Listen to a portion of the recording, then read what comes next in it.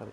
ආයිබෝවන් ගෞරවනීය පක්ෂේ තරඟ වදින දීශාන් මැතිතුමනි, ඒ වගේම ගරු ආනන්ද මැතිතුමනි, මේතුමාලගේ ජයග්‍රහණය වෙනුවෙන් අප හැම වෙලාවෙම හැමතැනම පොකොට් මීටින් පවා තියමින් ජනතාවගේ ප්‍රශ්න හඳුනා ගනිමින් මේ පළාත් පාලන මැතිවරණයේ ඉදිරියට කටයුතු කරගෙන යනවා.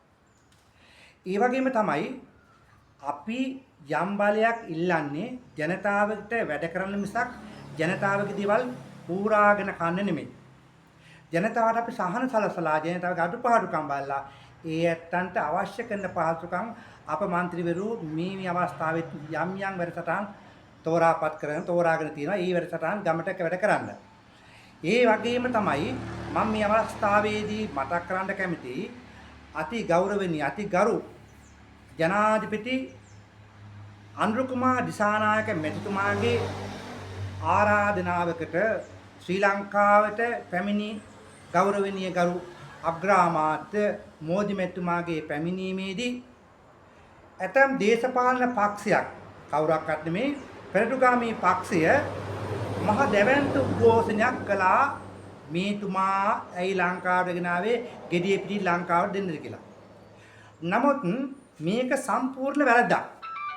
මොකද රාජතාන්ත්‍රික මට්ටමේ යම් කෙනෙකුට ඒත්තු ආරක්ෂා කර ගැනීම අපේ රටේ ඉන්න සියලු දේශපාලන පක්ෂවල වගකීමක් නිසා මේ සම්බන්ධව මම කනගාටු වෙනවා.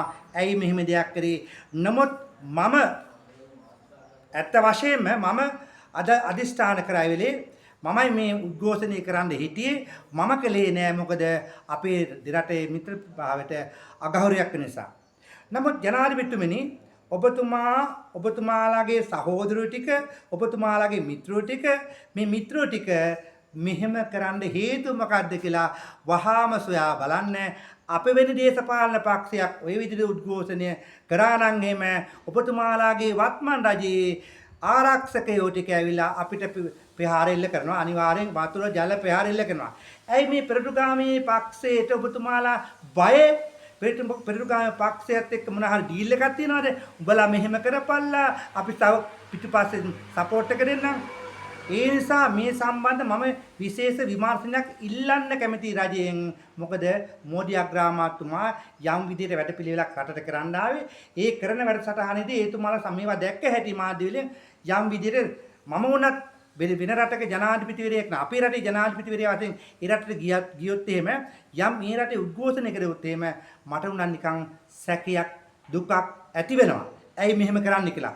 ඒ නිසා මම ඉල්ලා සිටිනවා කිසිම දේශපාලන පක්ෂයක් රාජතාන්ත්‍රික මට්ටමේ යම් කෙනෙක් ලංකාවට ආවොත් එහෙම උද්ඝෝෂණ මැරපිහාරකම් සියල්ල අත්තර දාන්න. ඒ අයට ගෞරවනීය නාමයක් ලබා දෙන ශ්‍රී ලංකා මාතෘභූමියේ ජීවත් වෙන සියලු ජනතාව ඉතාමත් හොඳයි කියන එක. මේ වගේ දෙයක් කරොත් තමයි රටේ කීර්ති නාමයට ලෝකෙ හැමතැනම යන්නේ. ඩොනල්ඩ් ට්‍රම්ප් 44ක් වැඩි කරේ මේ වගේ ඉන්න කට්ටිය නිසා තමයි කියන එක මතක තියාගන්න. ඒ වගේම තමයි ජනාධිපතිතුමා සහ මෝදි සාකච්ඡා කරපු කිවිසුම මොකද්ද? දැන් පළාත් සභා ඡන්දය මෝදි අග්‍රාමාත්‍යවරයාට ඕන විදිහේ තියනවාද? එහෙම නැත්නම් රටේ ජනතාවට ඕන විදිහේ තියනවාද? මෙන්න මේ ප්‍රශ්නේ අපිට ගැටලුවක් තියෙනවා. දැන් සාම්පූර් බලාගාරයේ මේ වෙන විට ඒගොල්ලන් සාකච්ඡා කරා ඔක්කොම ටික කරගෙන යන කතා කරන්න. නමුත් සාම්පූර් බලාගාරයේ යම් වෙන පසුගිය රජයේ කාල සීමාව තුළ ආරම්භ කරද්දී වත්මන් රජයේ හැමතැනම උද්ඝෝෂණ කරා මේ රට gediye pitin ඉන්දියාවට දෙන්න යනවා කියලා. නමුත් දැන් වර්තමාන රජය දැන් තමයි gediye pitin දෙන්න යන්නේ. මෝදිගේ ඇටකරු ටික ලංකාවට ගත්තත් තමයි ඔක්කොම ටික ගත්තත් කමන ලංකාවේ තියෙන දේපොළ නම් විකුණන්න යන්න එපා gediye pitin. ඒ වගේම තමයි ලංකාව ආරක්ෂා කර ගැනීම මහා සංඝරත්නයත් සියලු දේශපාලන පක්ෂවලත් වගකීමක් කියන එක මතක තියාගන්න. මෝදි ලංකාවට ආවා. ඒතුමාලා නිවාස ලබා දෙන්න යනවා. අපි සතුටුයි. මම අහන්න කැමතියි ගරු මෝදි අග්‍රාමාත්‍යතුමනි, ඔබතුමාලාගේ රට ඊටමත් දුප්පත් දරුවෝ ජීවත් වෙන්න බැරි කොට්ටාස ගම්පලක් තියෙනවා.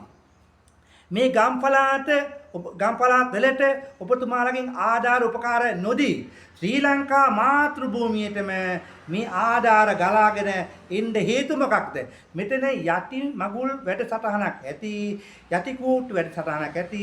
මේවා කරන්න අපි ඉඩ දෙන්නේ නැහැ. නමුත් අපි බලන්න කේරළ ප්‍රාන්තයට යන්න, බාතපුරම් ප්‍රාන්තයට යන්න, මේ තමිල්නාඩුවට යන්න කොච්චර දුප්පත් ළමයි ඉන්නවද?